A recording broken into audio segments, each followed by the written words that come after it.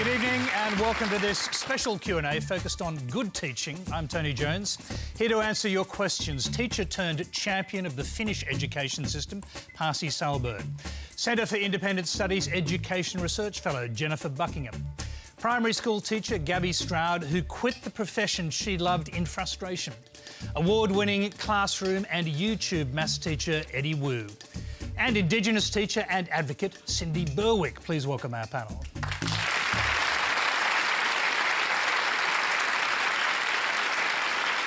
Thank you very much. Now, Q&A is live in Eastern Australia on ABC TV, iView and News Radio.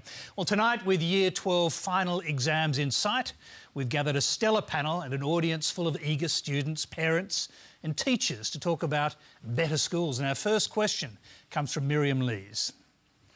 Hey, good evening. It's not okay to say I can't read, but it's okay to say I can't do maths. Why do you think that's the case? Eddie, start with you, obviously. As a mathematics teacher, having heard this statement many, many times, I feel as though there's a sense of frustration boiling in my mind because I struggled with mathematics when I was at school. And so to be able to say... you weren't a maths genius when you were at school? No, and I'm still no maths genius now. But for me, that always felt a little bit like an excuse. And then I realised, I think, Miriam, that in many ways there was a sense of wanting to have a reason, wanting to have almost... not an excuse, but a reason to say, look, this is something that I've struggled with. Mathematics is hard.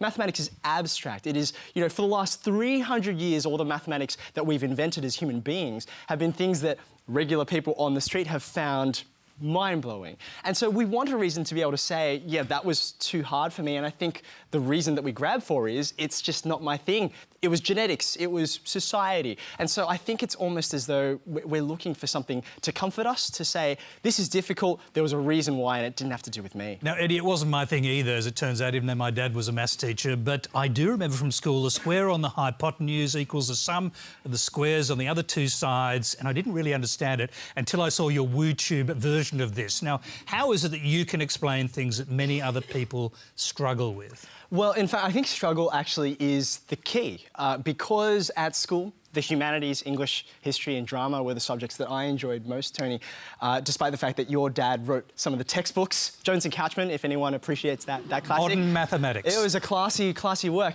But that struggle that I experienced as a student, I still carry with me now after more than 10 years of teaching. And so I can actually look at a student and at the look in their eyes and I can say, I know what that feels like. And I think that empathy is the key ingredient of great teaching. You would have seen that look in my eyes many times if I'd been in your maths classes. Not to worry about that. Cindy Berwick. Now, you were a maths teacher for 20 years. I was. So why do you think it is that people say it's okay to say I can't do maths? Why do you think that? Well, I guess unlike Eddie, I actually enjoyed maths, and it was probably because I didn't like literacy and I hated reading.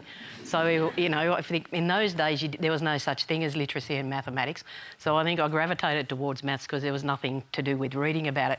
So I actually really enjoyed maths, and I actually enjoyed imparting my knowledge to young students and opening their mind. And I guess for me it's about how you teach it, you know, and that... Well, you've got a special way of doing that, haven't you, particularly with young Indigenous kids. You take them out on STEM camps. Can you tell us what that we actually look at, you know, mathematics and science and technology through a cultural lens.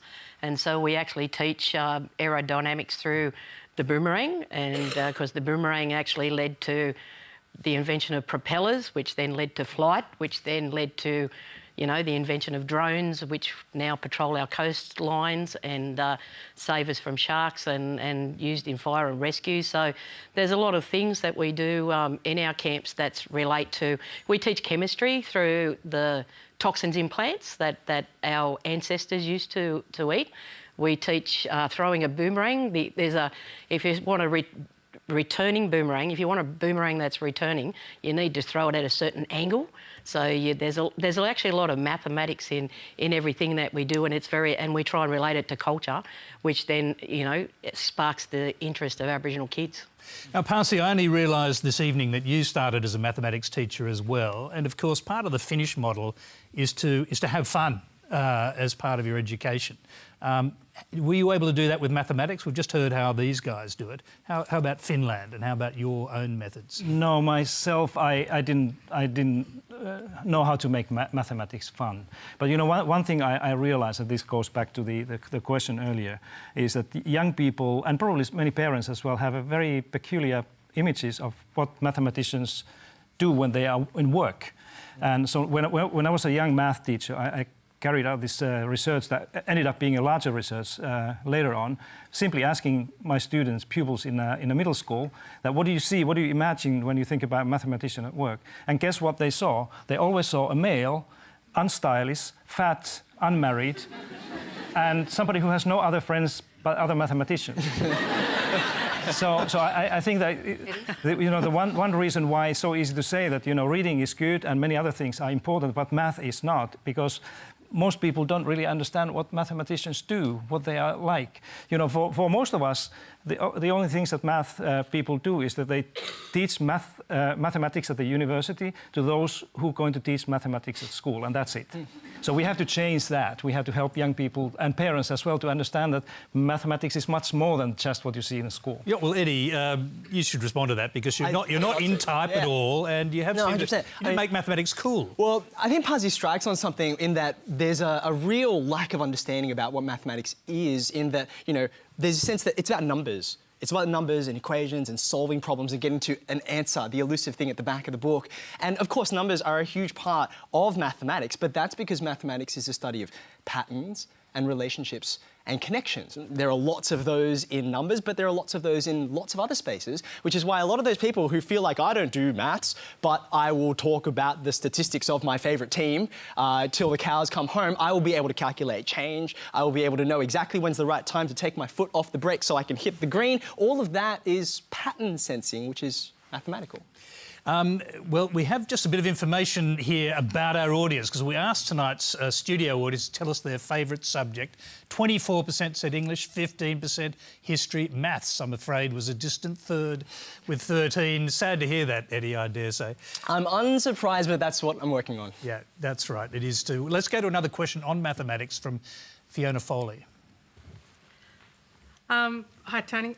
What are your thoughts for the panel on making mathematics mandatory in years 11 and 12, considering the current focus on STEM technology for future education demands and employment?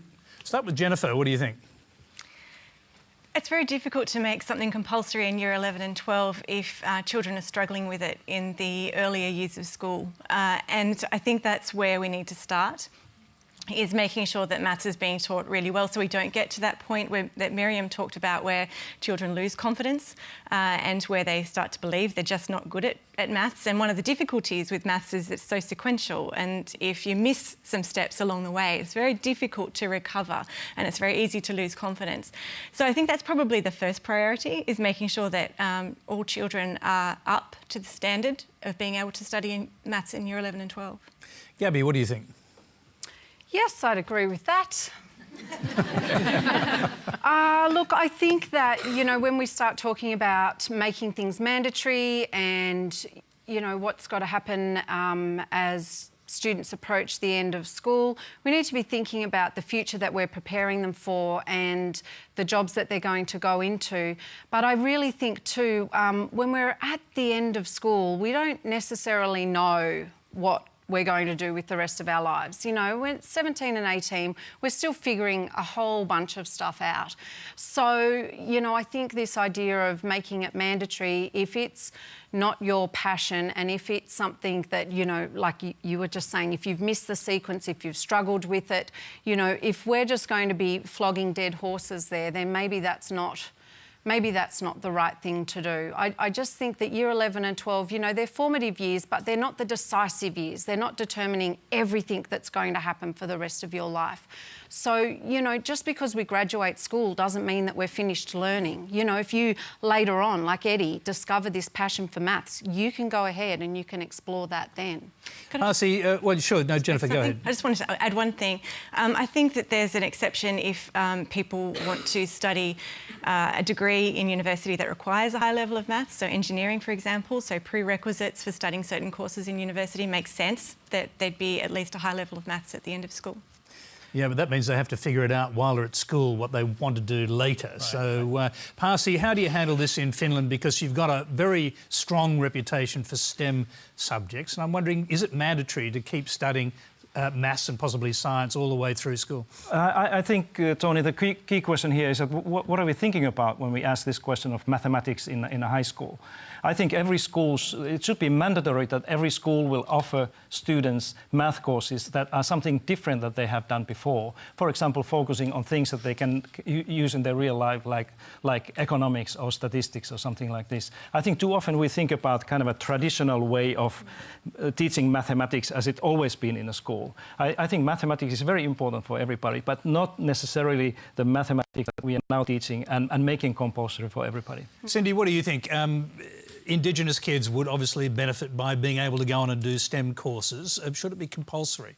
Well, personally, I think it should be compulsory for all students, because I think the world revolves around mathematics. There's actually, I think there's careers, but there's mathematics in everyday life.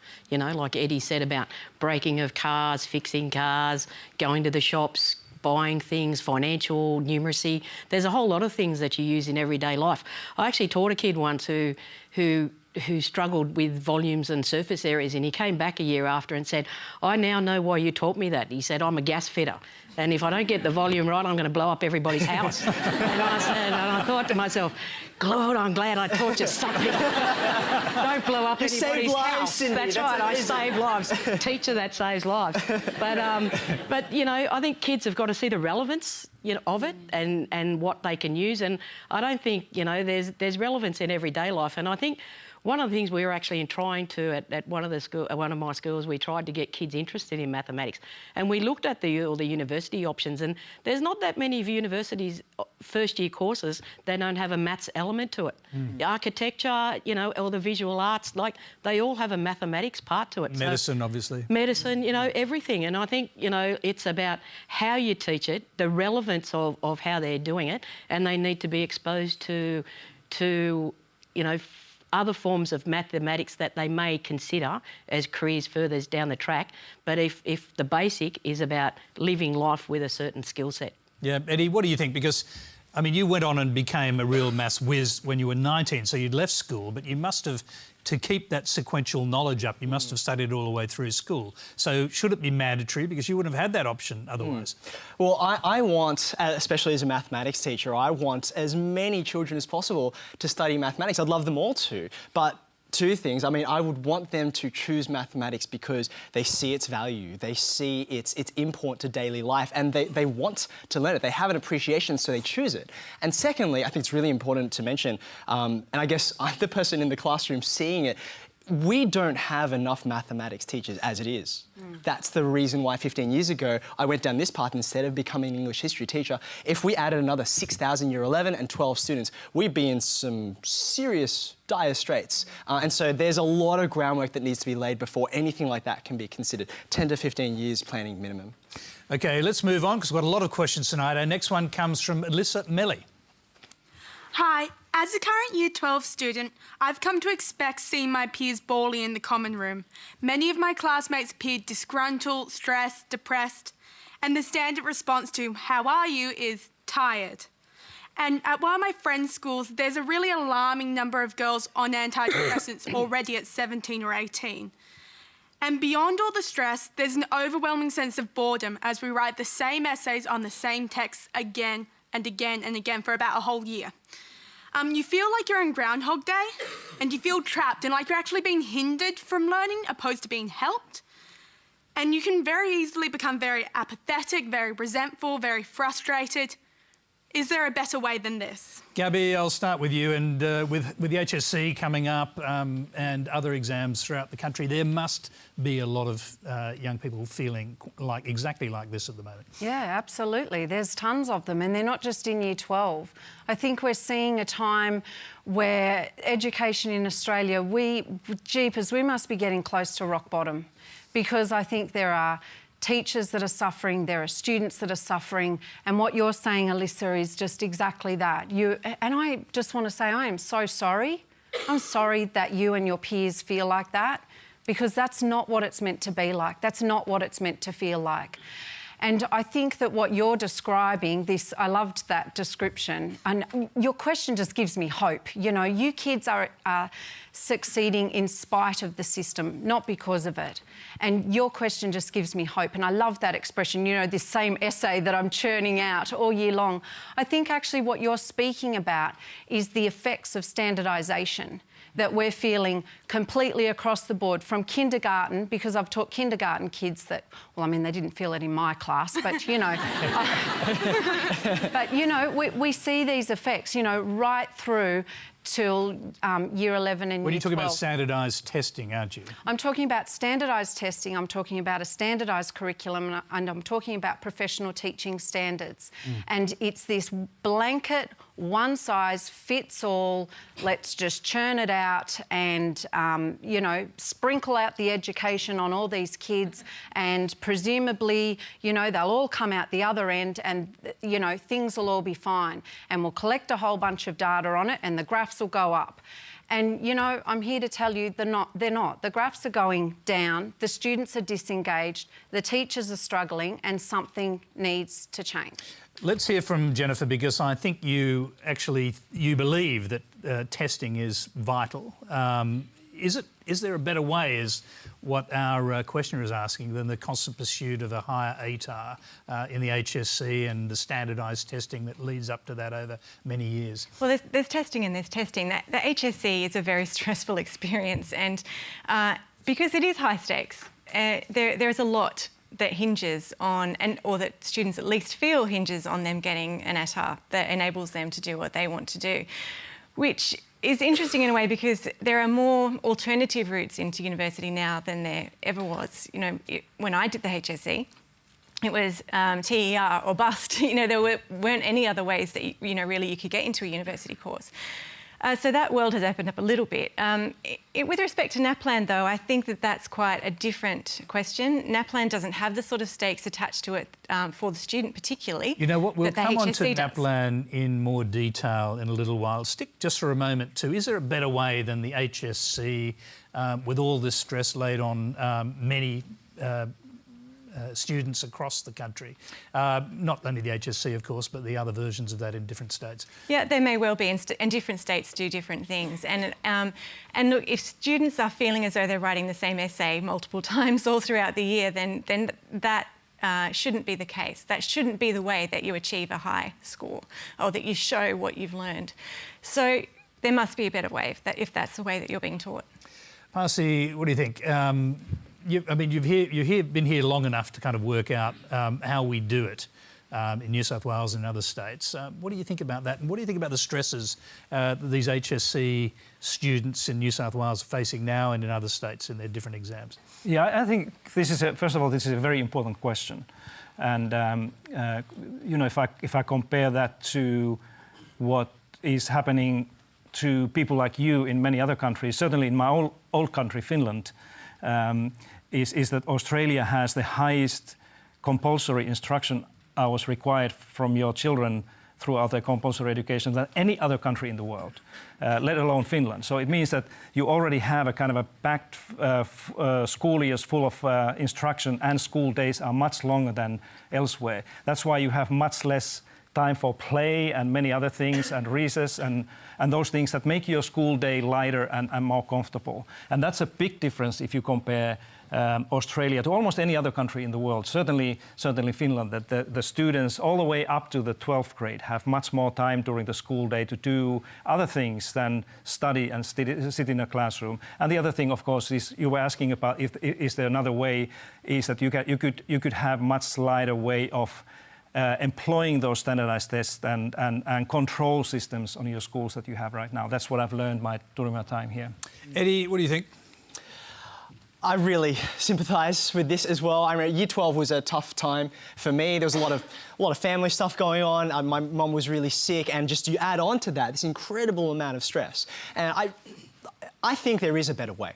I think about, for example, if you ask someone, you know, you play the violin, that's amazing. You know, you're an 8th grade violinist. How old is an 8th grade violinist? And the answer is they're 12 or 33 or 70? And the answer is whenever they are ready for that, they will go ahead and learn it. And I learned mathematics in a way that sort of, we have this conveyor belt, unfortunately. It's not just mathematics, in fact, it's all of the curricula around Australia. We say, okay, it's time to move on from this. You know, I'm afraid to ask this, but Elizabeth, do you study mathematics? I don't do any math or That's okay. arts and humanities. No, it's totally fine. Once upon a time in year 9 and 10, you had to do maths. You probably learned about these things, you know, trigonometry, sine, cos and tan. Somewhere in your deep repressed memory, all of you have that there.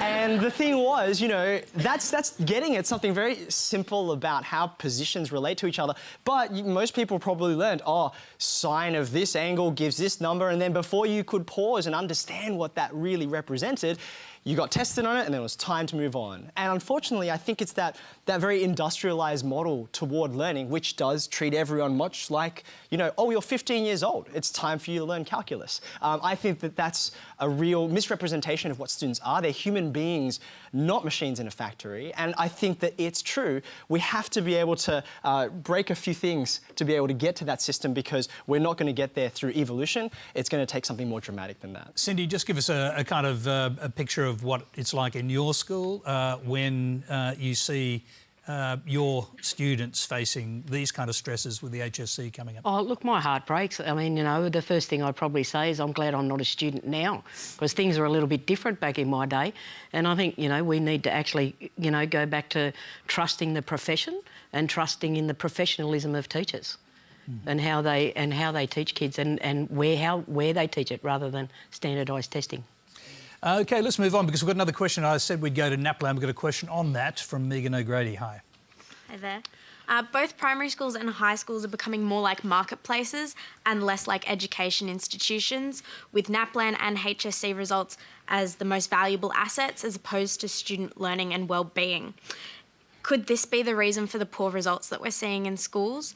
And could better results be achieved through a focus of student engagement and personal achievement? Jennifer, I'll start with you. Linking NAPLAN with, you know, as a cause of poor results doesn't really make a lot of sense to me. It's sort of like blaming the X-ray for the fracture. The NAPLAN puts a bit of a spotlight on what the level of performance is, and it's only a gauge, and as you know, it's only 1 day of reading, and it's only every 2 years, and it's a snapshot at that point in time of where a school is progressing, you know, where the students in a school are progressing with their learning, and it's just providing information that wasn't there before. So before NAPLAN, we didn't have any kind of data about progress of students in the key areas of the curriculum, so in literacy and numeracy. So we had to, if you're a parent deciding whether or not a particular school is the right school for your child, you were relying on reputation, word of mouth, whether or not the school uniforms were nice, whether the school grounds were nice, what you'd heard from other parents. There wasn't that extra element of information. And I think in terms of the idea that NAPLAN is sort of creating a marketplace, I've not really seen any evidence of that. The studies that I have seen have shown that parents have NAPLAN as one of the things that they look at, but they look at other things and rate other things more highly. So I think NAPLAN, I think it's useful, but I think it has to be kept in perspective. Gabby. Well, I have very serious concerns about NAPLAN, and they again speak to that idea that I've raised about the standardisation of education. And I'm really actually quite tired of hearing about how NAPLAN's just a snapshot and it's just a couple of days and it's just this and it's just that. Putting the word just before these things doesn't absolve NAPLAN of the impact that it's having on our students. So Alyssa's question earlier, or her comments, you know, Alyssa's of the generation now, she would have been doing NAPLAN right from year 3 all the way through. And what we're seeing now are our students are disengaged, they're disheartened, you know, they're not excited to come to school, they're not enthused about their learning, and this is the effect that NAPLAN's having. Gabby, what about the effect on teachers? It's teaching special. Well, how did it affect your teaching, for example? Look, it's offensive to me to hear that, you know, before NAPLAN we didn't have any data. We did. We have teachers. You go in and you knock on the... Thank you. You know, as a teacher, I do incredibly important work. I engage with these students and I follow them step by step through this learning. And I can tell you at the end of the day, albeit that I will be exhausted, but I can tell you what that child can read now and what new gains they made with their writing and where they're up to with their maths. I am human as instrument assessor, and that's important. That is valuable. And all of this, you know, we'll throw out the NAPLAN test and then we'll get this result. You know, saying that it's like blaming the X-ray for the bone being broken. The bone's not broken. We have teachers there and they have important skills, they have important understandings about assessment. And we need to value them because we are losing that. And it's a great, great tragedy. Brief answer on this one, but you can hear your frustration. I mean, I can hear it too. I'm ranting and I'm sorry. No, not at all. You're telling us what you think, and actually it's important because this seems to be why you left teaching, a profession you loved. Yeah. Yeah, I did, because in the end, I felt that I wasn't being valued. And if I could just, you told me to be brief. I'll say it really quick. At the end of my teaching career, I thought I was burnt out. I thought that's what had happened to me. But I've since done a whole bunch of reading and a whole bunch of research on this, and I realised that I wasn't burnt out. I was suffering the effects of demoralisation. And what demoralisation is, it's different to burnout, but it has similar symptoms. Because burnout suggests that I didn't manage my resources well enough, that I didn't take care of myself well enough, that I didn't get my assessments done on time, that I should have done a bit more yoga and maybe eaten some more vegetables, right? Demoralisation is something very, very different. Demoralisation is this idea where you as a professional know very, very clearly what is best for your students and the direction you should take them in, and you are told again and again to go in another direction. And that is demoralising. I'm sorry, I'm going to get upset now, but that is demoralising for me as a professional, for someone who brings herself to the classroom and to the work and to those children every day. So I think we need to start having a very serious think about and conversation about NAPLAN and the impact that it's having, and more broadly, that idea of standardisation.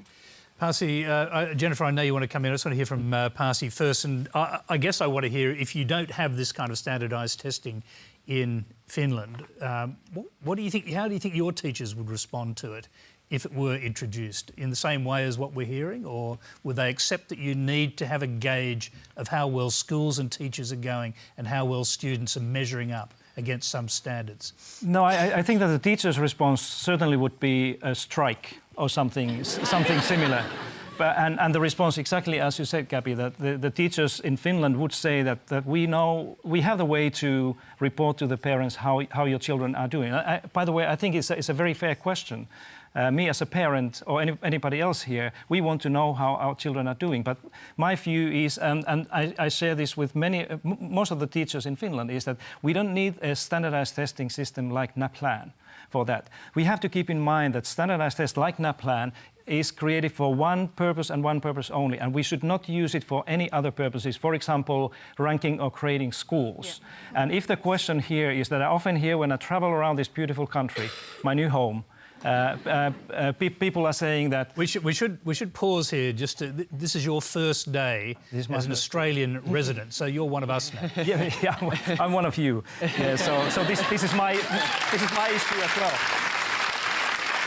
So you know, if the question is, and again, this is a very fair question. If you're a taxpayer, as I will be in this country as well, many of you, I think it's a fair question to ask that how are the school system, how the kids are learning. But the response is not necessarily a kind of a NAPLAN type of standardized test that is testing all the children all the time. It's just like if you go to do your medical check, and most of you do it every year. when you go to see the clinic and your doctor, she or he doesn't suck all the blood out of your body, right? It just takes a sample to tell you whether you are in a good health or not. And we can do exactly the same thing if the question is that how healthy is our education system. And the standardized testing data like NAPLAN should not be used for any other purposes. For example, helping parents to select or choose the school for their children. That's not the way it's designed. I want to hear from the other side, but Jennifer wants to respond to this, and go ahead. Yeah, just a couple of things. From the perspective of a researcher, NAPLAN data is incredibly useful because we know more now about whether or not policies have been effective. We can see trends that we couldn't see before, so that's sort of at the macro level. Also from the parent perspective, I hear from a lot of parents who say that they didn't have any indication that their child might be struggling with either literacy or numeracy until they got their NAPLAN results.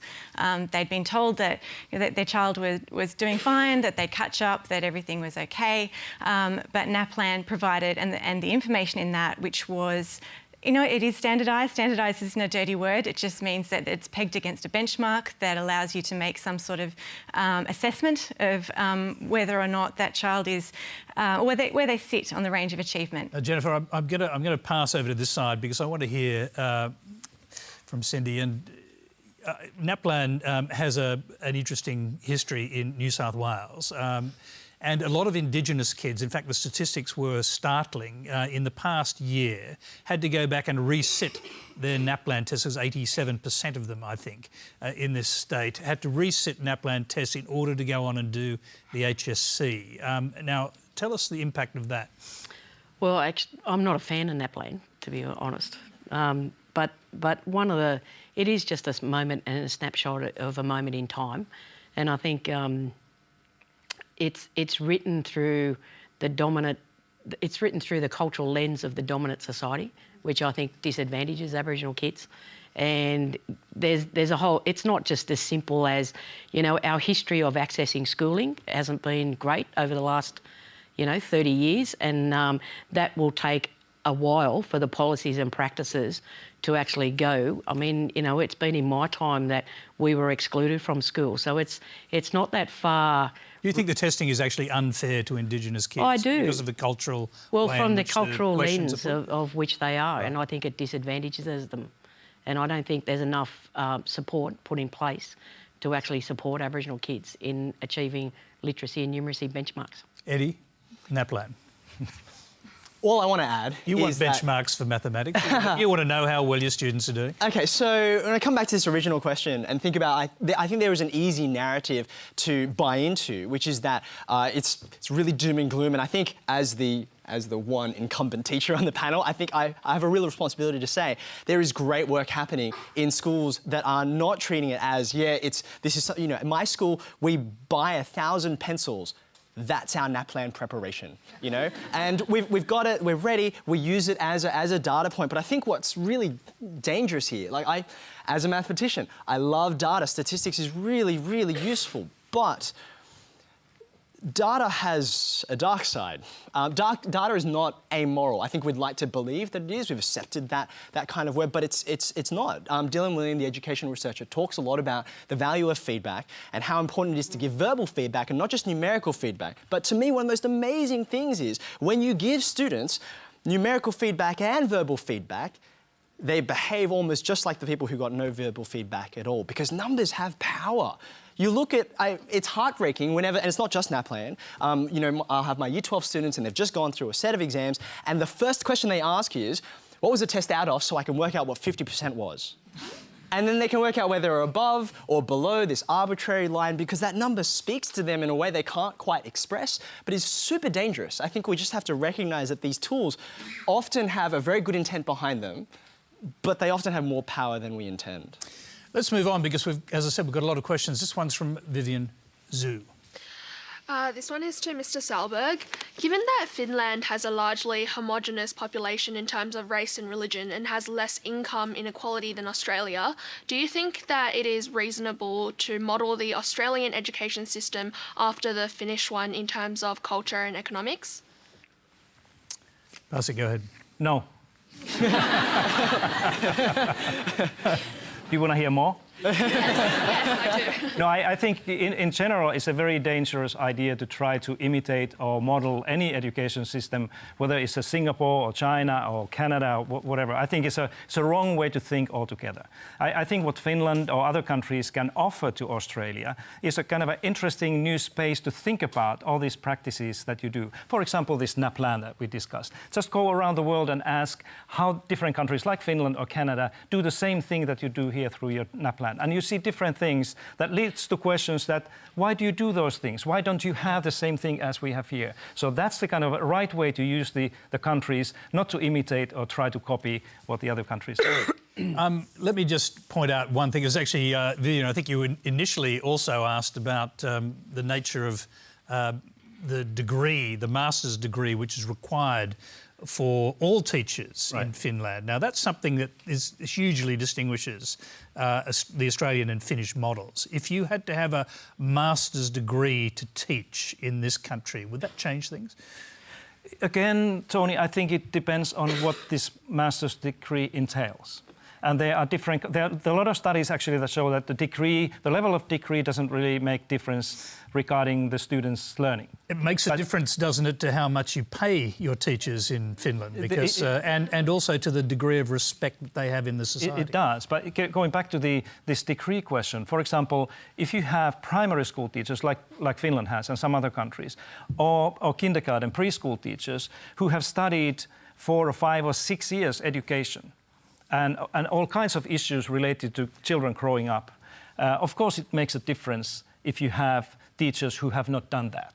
But if you may have somebody who holds a master's degree and teaching mathematics, but doesn't have necessarily a math degree, or math studies, it doesn't make any difference. So I think when you look at Finland and other countries with this question in mind, you always have to ask this question that what do these people actually study? What is a primary school teacher in Finland when she or he graduates studied during the 5 or 6 years, and then ask this question, does this make any difference when she or he is in a classroom? I presume you must have thought it made a difference, or you wouldn't have had that as part of the absolutely, model. yeah, absolutely. And what sort of difference does it make? Yeah, and not only does it because... make better teachers if they're more educated? Well, not necessarily better teachers in terms of pedagogy and what the teachers do, but one important thing for teachers is their kind of a self-esteem. In my country, we want to have teachers with a self-esteem that they feel that they are professionals, just like medical doctors and lawyers and others. And if you don't have the same degree, same level of preparation for that, it's very hard to sit now, you did slip back there to say my country when this is your country. Sorry.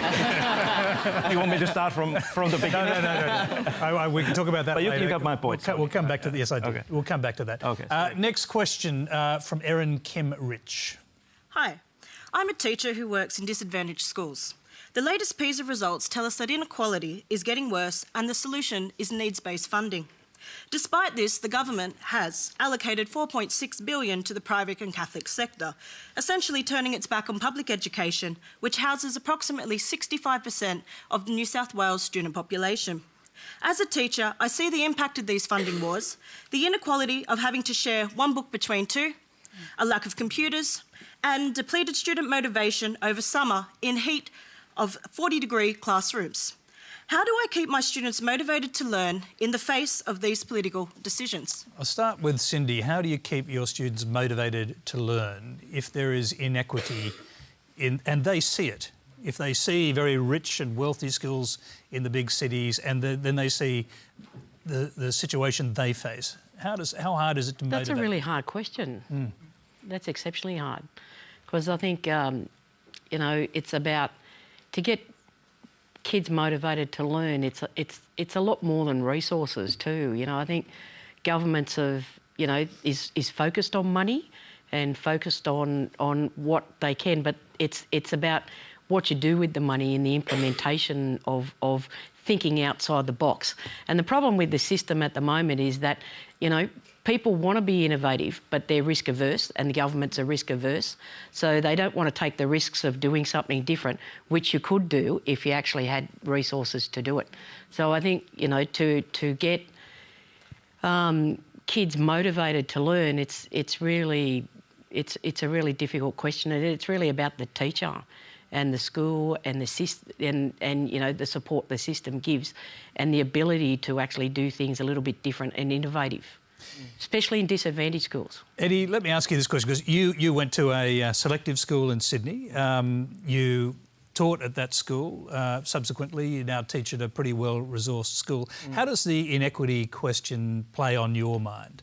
It plays really strongly. I mean, I teach in Northwest Sydney, and it is a school which, while being very well resourced, at least until very recently, we had a grand total of 39 demandable classrooms, and it's a struggle in summer because this is Australia. And so it's really important to recognise that no school is exempt from that. But at the same time, I've had the privilege of working across New South Wales. I was in the Riverina earlier this year, and it's just, frankly, it's heartbreaking. You mean no public school is exempt from that? Because if you look at the private schools with swimming pools and sporting fields and air-conditioned classrooms and very highly paid teachers, etc., does that seem unfair to you? These two systems exist side by side. To me, it's what's challenging most about this is how complex and nuanced this situation is. I do think that it's important for people to have some degree of choice when it comes to the styling of school that they go to. I live fairly close to a Montessori school, and that's a very different way of doing things, not sustainable Australia-wide. But if parents are able to, they have a commitment or a conviction to do that, I think they should have the ability to choose that. But really, I think the devil ends up being in the details. Where are those funds actually going to go, and what's it going to mean? I mean, for me, I know I shake my head when I look at a federal level and I hear the conversations about funding doesn't make a difference. Class sizes don't matter. For me, I understand, for example, I can take a Year 12 Extension 2 class and give me 60 kids, they'll just go to town. But when I walk into my Year 10 class and there are kids there with special needs, with dyslexia, with hearing disabilities, don't tell me that it doesn't make a difference how many teachers or SLSO, student learning support officers, you have in that classroom. Funding makes a really big difference, but I think we just need to be very careful not to make any blanket statements over it. Gabby. I have lots to say about this. I think that for a long time in Australia we've been trying to offer the champagne education on the beer budget, and we could always do with more funding. I think that, you know, when I hear this expression that we should have needs-based funding, which is, you know, something that we hear in the media and politicians saying, as a teacher, when I hear that, needs-based funding, I know that kid. I've taught that kid. I've given breakfast to that kid.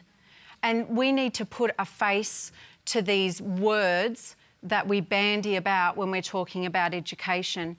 I think too, I think that we need to get really clear about the language that we're using when we're talking about this, because I know that there are plenty of Catholic schools out there in regional and remote communities where we're fundraising to raise money for everything, all the time.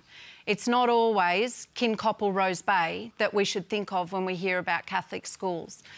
The other thing is that I am so sick to death of politicians using funding and education as a political football every time there's an election, and just, you know, because we'll have another one, won't we? Again and again, and we'll be, you know.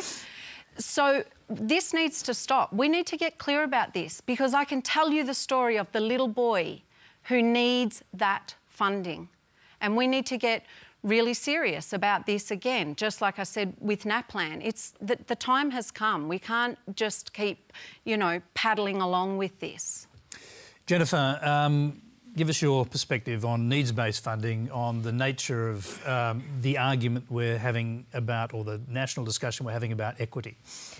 Well, needs-based funding, in the most basic sense, that children with greater educational needs require a greater level of resources in order to meet those needs. I think that's, you know, an essential concept and principle of any kind of school funding system. I was pleased that that Gabby mentioned that disadvantage isn't confined to the public school sector, that there are schools in the various school sectors that meet those needs, whether they're children from disadvantaged backgrounds, whether they're children with special educational needs. And it's absolutely true that our funding is not being targeted sufficiently heavily towards the children who need it the most. So I think that's got to be the focus, rather than thinking about what has someone else got that I would like to have. It's more about making sure that everybody that needs it has sufficient. And that's where the conversation needs to go. Yeah, Parsi, I want to come to you on this because I know someone's talking in my ear at that moment, but I know you've travelled around New South Wales with Adrian Piccoli when he was Minister for Education here, and you actually toured some of the most disadvantaged schools. What struck you most? When you looked at it, what do you think could be fixed, and how would you do it? It's exactly this thing that colleagues have been talking about here, that when I see the schools where there are obviously needs for children to get support and help and different types of programs, those resources, they're often human resources, but often also money is not available. That's something that in many other countries in the world, when I travel around, I see exactly the opposite, that the resources and investments are going to those communities and schools where there are more needs in the children. You know, there are many things I still don't understand in this my new country here, and one of them is, going back to what Eddie was saying, that these very same people who say that money doesn't make any difference in education, then all of a sudden sign a $4 billion check for those schools that actually already have a lot of money and resources. So that's the kind of, if you put Australia into the big picture internationally, one thing that makes this education systems here very different is the way they are funded.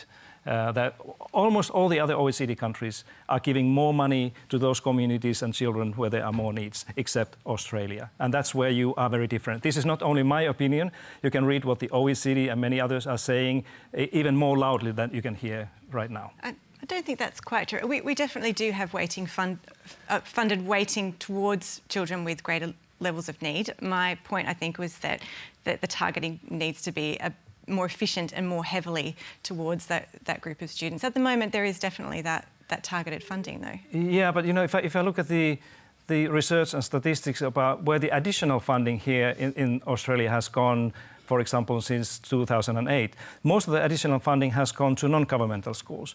And these schools, as we heard earlier, only cater about 15% of disadvantaged or Aboriginal children.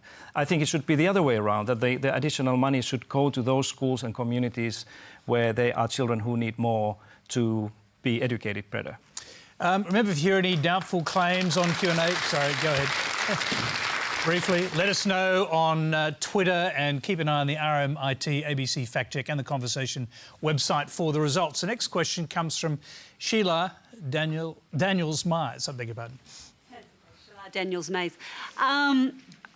Our Indigenous envoy, Tony Abbott, says that school attendance is the solution for improving Aboriginal education outcomes. There's no evidence to support this position. Rather, we've got evidence to show that teacher credibility, confidence, as well as student engagement are the drivers for success. So my question is, how do we develop a teaching workforce and a schooling system that Aboriginal students actually want to attend?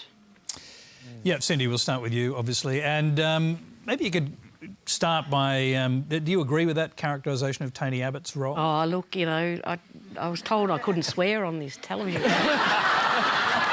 And as soon as they mentioned Tony Abbott, I thought that was the only thing that came to mind. As I've heard... Cindy, why is that? Because if you listen to what he's saying, he's claiming to have a really genuine... Do you listen to him?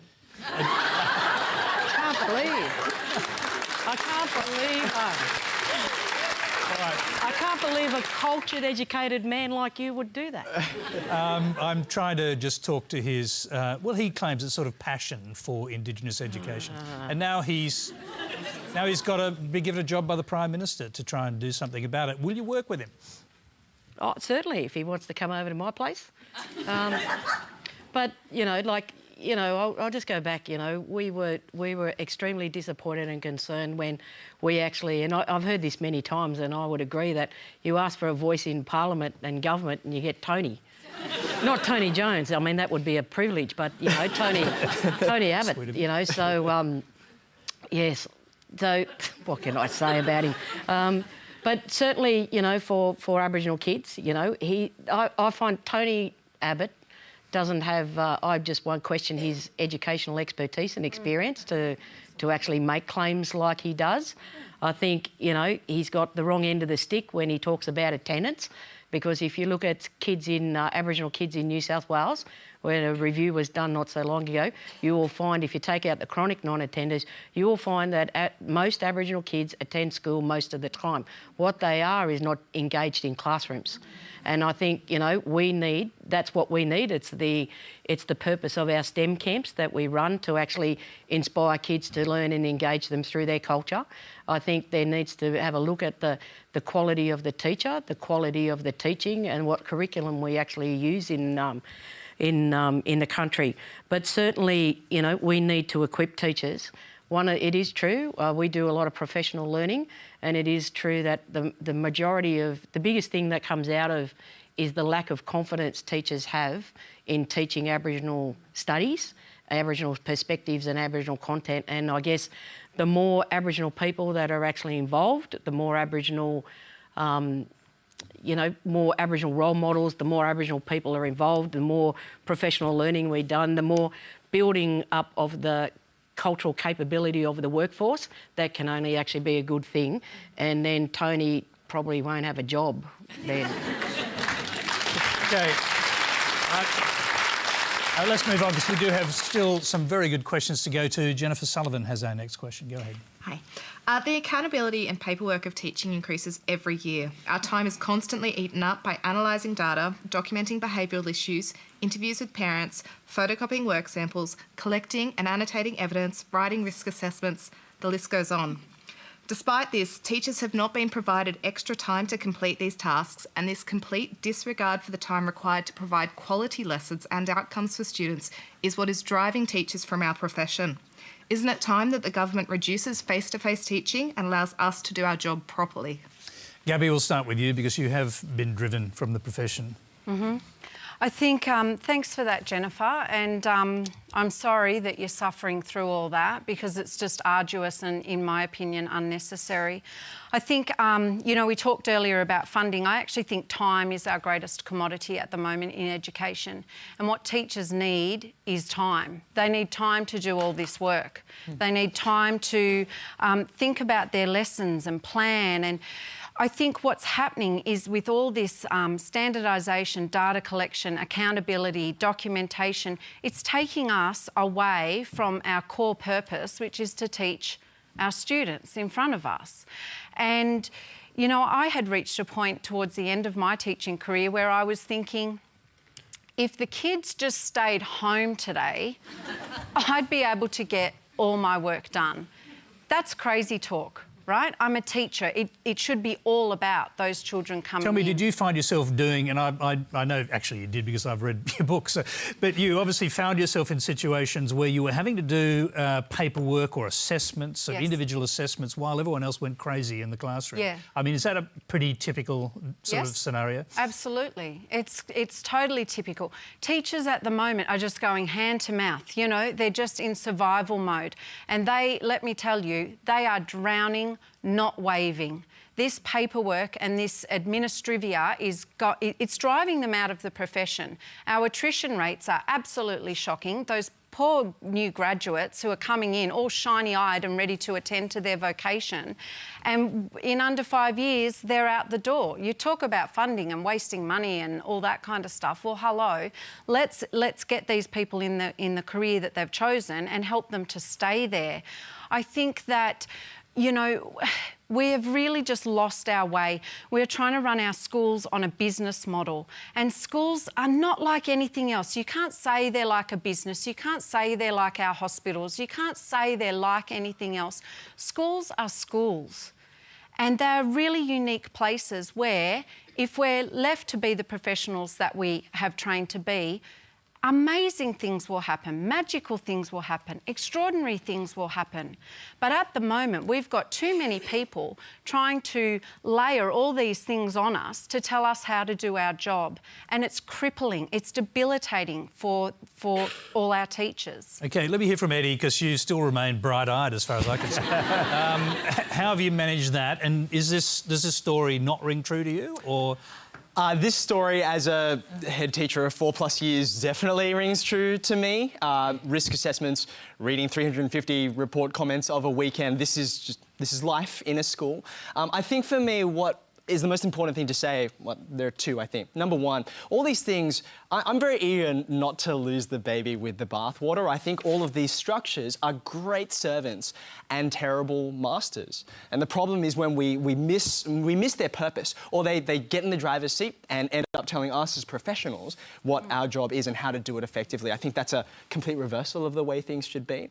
But when I think about why is this here? Well, I was heartbroken when I heard about, it was late last year, there was a school and it was teaching the wrong mathematics course to its students. And we don't want that to happen. Now, the problem is, this is a bigger problem. Why do we live in a society that's run by compliance and regulations that we have to tick boxes to? It's because of this much bigger problem that the teacher workforce has been driven to and has been, I mean, I know in that school, I've been to that area, there was no mathematics head teacher in that school. That's why they didn't know that it's easy to get confused. My principal still gets confused about which one of those courses are which. And so there's a real... With all due respect. With due respect, it's okay. He knows. Now, I think for me, this is a symptom rather than a cause, and we need to get at why do we have this system in the first place? Why is it that bureaucrats find themselves unable to trust the profession? That's where we have to attack.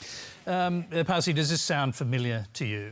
Yes, it does. And this is really, what you describe is an international thing, practically everywhere. And I think just to illustrate this kind of a problem that we have had around the world, really, that when the authorities are asking or insisting schools to do something more, that they forget to take something away out at the same time.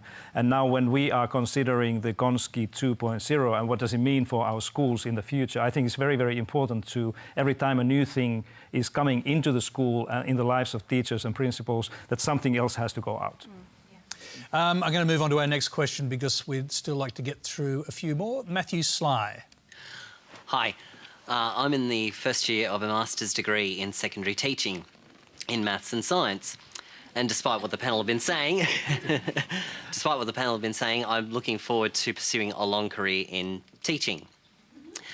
However, news and my own recent experience on prac has led me to believe that children and society at large and parents don't respect teachers as they should. What can be done to improve the respect and standing for teachers in society? OK, we'll have to keep our answers a bit brief. Gabby, we'll start with you. I think we have to start remoralising our teachers because that's what they're feeling. That's what they're experiencing. You've been fixing up their morale. Yeah, yep, I do. And I think that needs to come from how we speak about our teachers. I would like to see parents not looking at schools as though they are consumers and as though they're the customer and the customer's always right. I don't like feeling that I'm threatened by a decision I made in the classroom using my professional judgment and then being called to account on that. I think there's a lot of language that needs to happen around that, a lot of talking that needs to happen around that about how we speak about our teachers and how we talk about them and how we address them. And, you know, this idea that parents can just sort of walk in at the end of a school day, you know, I'm a professional, I'd love to talk to you as a parent, I'd love for you to make an appointment so we can have that time together and I can sit down and properly address your concerns. So I think language and the way we're talking about things would be a really good start. And on that note, I'd love to have teachers, instead of saying I'm feeling stressed and burnt out, I'd love to hear teachers saying I'm feeling demoralised, because then we're starting to shift this discussion to being about the system that we're in, not us not managing our resources. Jennifer, let me ask you, first of all, do you see a kind of decline in respect for teachers in the general public? And I'll also get you to talk to that point that Gabby has made about schools being very different, not being something that you can put economic models around as if they're a business. Sure. I don't think that it's across the board that there's a decline in the status and respect for teaching as a profession. Really? I think... You don't think that? I don't. I think that many parents have a good relationship and respect for their own child's teachers. What we see is... It's a strange phenomenon when you look at surveys about how people feel about the country's education system, that most parents are quite happy with their child's teacher and their child's school, but they have quite a dim view of education across the board. And so it's a strange phenomenon that you see in that respect. Having said that, I think that there needs to be also some acknowledgement that not all teachers are fantastic. There is a range, and some are wonderful, and some are, they're doing a good job, but they're not, not necessarily inspiring. And that's the same in every profession. And there's a tendency to ignore that fact that, yes, one year your child might have a teacher that they're okay. The next year they might have one that's fantastic. And I think it's important to be honest about that. Can I add to that, that I agree with you there, and I think that, one of the first things you learn when you go to study to become a teacher is that the students in front of you are not empty vessels. They come with all their cultural capital. And I think we need to acknowledge too that teachers who go into this as a vocation, they're not empty vessels either.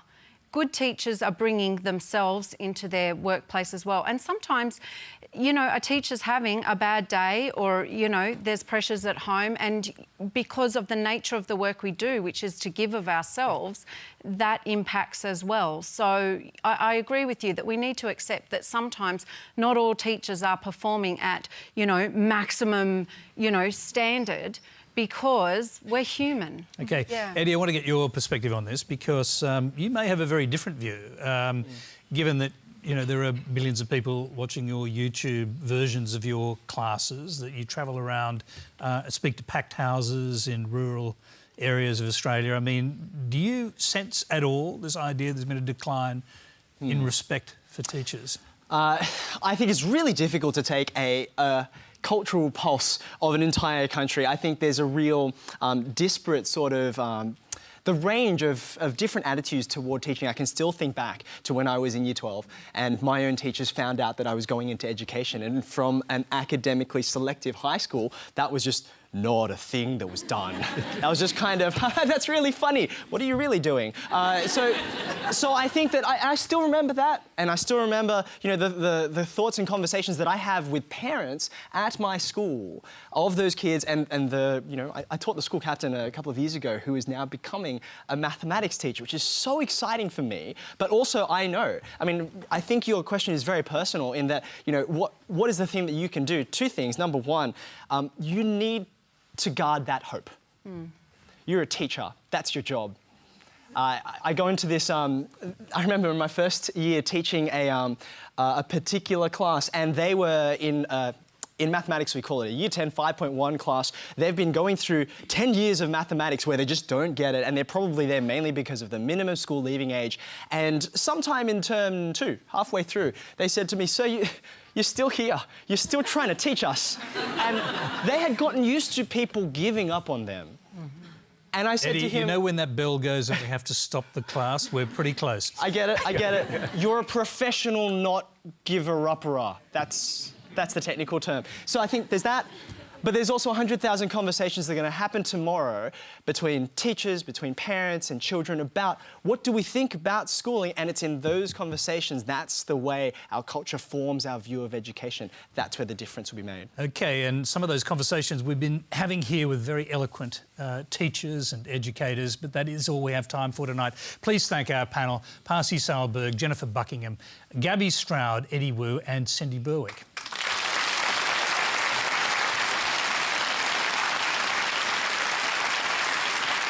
Thank you very much. Thank you. Now, you can continue the discussion with Q&A Extra on News Radio and Facebook Live, where Elizabeth Jackson is joined by Sydney Uni Professor of Teacher Education, Robin Ewing. Next Monday, Q&A will be live from Melbourne with leading international economist Jeffrey Sachs, the Conservative writer who coined the phrase virtue signalling, James Bartholomew, Liberal Senator James Paterson, Labor frontbencher Terry Butler, and our People's panellist Linda McIver, a high school computer science teacher who's founded a charity to promote data science education. Until next week, good night.